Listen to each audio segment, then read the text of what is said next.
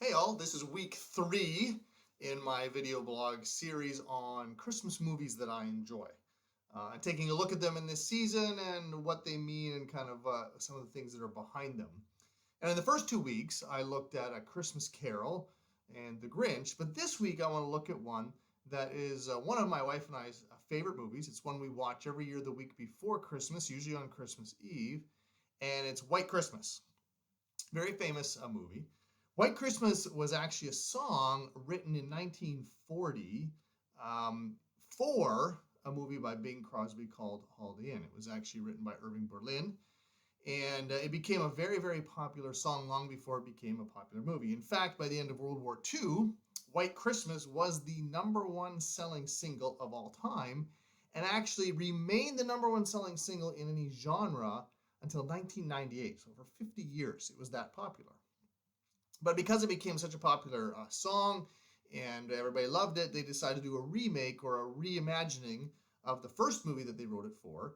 And of course, they called it White Christmas in 1954. Now, this movie, which was based kind of around that song, was written for a previous movie, went on to be the single most popular movie of the year. It made $12 million back in 1954. And there was actually Oscar awards, Academy Awards for the music, and so on. So an extraordinarily popular movie. It's still one of the #1 songs that exists out there and has a lot of Christmas memories attached. Now, the movie itself, unlike a lot of movies and Christmas movies, there's no villain in this movie. There's no antagonist, really, because the story is all about a couple of guys who were in the army. They end up coming out of the war, being partners together in performing and then as producers. And the story follows them as they, on their Christmas break, meet two sisters and follow them up to Vermont. And in the whole process, they begin to fall in love with these two ladies, and the whole story goes from there. In fact, what makes the story interesting and all the conflict and the things that come out of it actually come from two things: deception and gossip. Very interesting. The main character is a friend, likes to manipulate things, not tell the entire truth to try and get his companion. Phil tries to get Wallace to go on a certain trip by being deceiving. The girls get introduced through deception. Two of the characters pretend to be engaged to try and solve one issue. It creates another.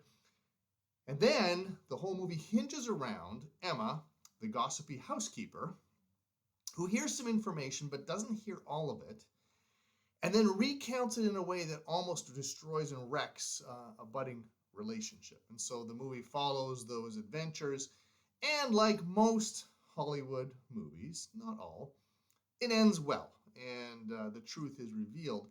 What's interesting is that every single person in the movie seems to have agendas and is a little bit deceptive or gossips, except for the main character, which is contrasted, played by Bing Crosby. And he plays the whole movie straight up. He's always trying to be forthright and honest and basically straightforward. And it is only at the end of the movie that the reward for all that becomes apparent. Fun movie. And I would encourage you this season to pop some popcorn, settle in, enjoy the singing, the dancing, the fun story. But as you do, just be considering and thinking about the damage that can be caused when we choose to present a front or to deceive in a way to try and get our own way, or that when we hear things and when people say things, we might simply not have the entire story, just like in this movie, and the problems that can cause. All that being said, the movie ends well. It's a delight to watch, and I hope that you enjoy it this Christmas season. Till next week, when we do the last movie in this series, have a great week.